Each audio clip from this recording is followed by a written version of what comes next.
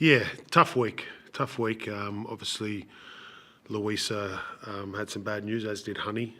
So it's a pretty tight-knit group of players, and the club's a fairly tight-knit club. So when news like that hits, you're often not sure how people are going to react. But I think you saw out there that the girls really responded for Louis, and their effort was great.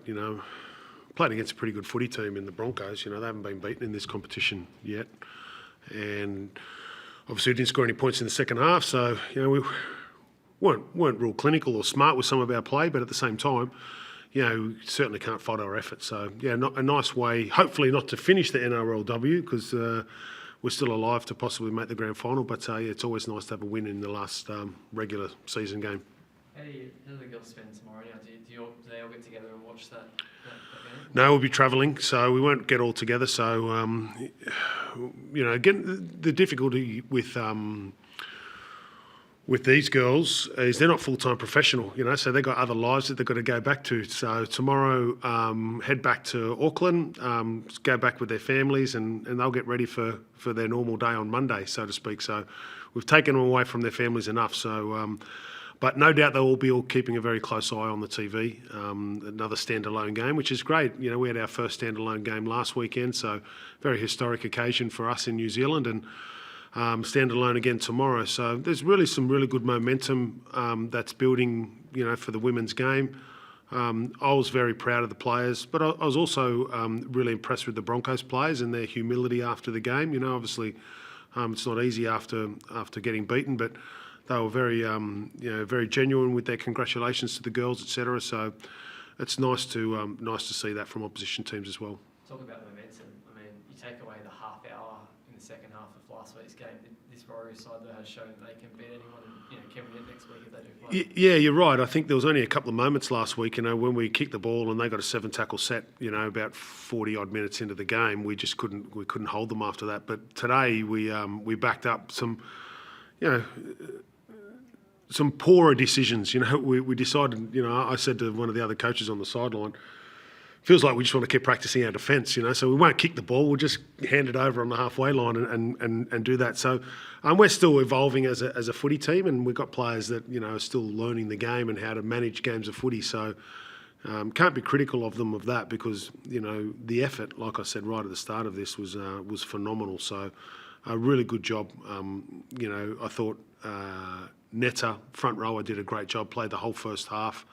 If she's not one of the best front rowers in the game, I'm not a very good judge, so she did a really good job. Shantane Puku, who obviously picked up a rib injury, just soldiered on in the second half. She played it nice and tough, and Georgia Hale, who's been a revelation for this club, her leadership and, her ability to slot into any position. She had number 13 on her back, but she played in the halves today, and she did a great job for us, And as did all the players that took the field, but I certainly think that those three for me really stood out.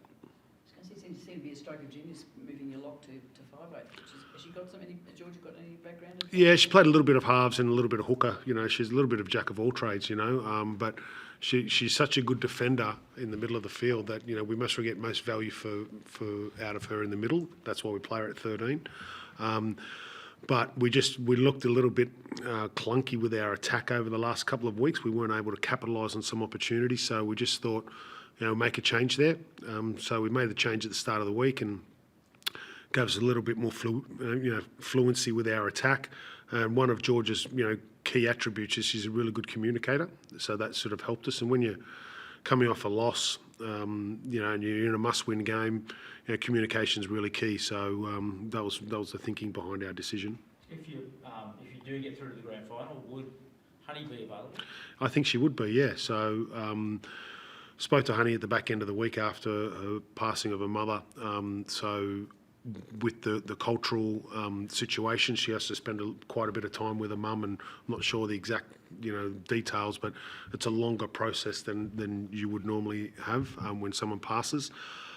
So she said, she's pretty keen. She's still going to be involved in the internationals. She's been included in my squad for that. So if she's available and wants to play, she'll definitely much come into the team. She'd obviously be a boost from an attacking point of view that you spoke about. Yeah, you're right. You know, I mean, again, you know, she'd slot into the centres there for us. We'd have to make a call on. Unfortunately, somebody would have to miss out. So, but you know, we'll cross that bridge when we come to it. But it would be a nice addition to any team, have a play with her experience coming into a grand final team. You mentioned the ribs for Chantel. Is that a concern for next week if you guys do progress? Yeah, it is a little bit of a concern. You know, she's in there. She's in a little bit of pain at the moment. So, no doubt the medical team will earn their money this week trying to get her on track. But she's a pretty tough cookie. You know, I mean, she soldiered on for the back end of the first half and then all of the second half with them. So she'll want to play, no doubt. So fingers crossed that she can get over them.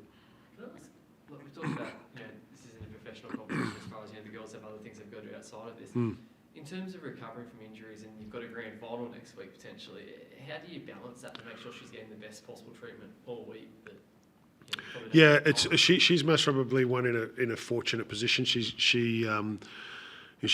come up to stay in Auckland for the duration of this competition, so she's got a little bit more time on her hands, so she can do that. But all the other girls do fit in and around their other work commitments. They'll either come in nice and early before work, and then come in again before the training in the evening. So they do fit it in. They have to be well organised, with their lives, etc. And they've obviously got a very supportive home life as well, whether it be their husbands or wives or partners, always support them. So yeah, it's a credit to them to do that, because it's tough. It's tough what they do. Ask them to come to training in the afternoon and do their weights in their own time, and excuse me, all those things. So it's a credit to them. I've really enjoyed being part of this year's NRLW. I wasn't involved last year, but it's really nice to see the evolution of the girls' game, but also see there's a real genuine love for the game from these girls. So it's nice to see that. Sometimes you're a little bit sheltered when you've been in the professional game for a long time, live in a little bit of a bubble, and oh well, we've got no red snakes this week, as our snacks or whatever, and that's the biggest issue. But to see the genuine love that these girls have for the game is nice to see, and it sort of reignites it in myself. We all good? Thank you very much.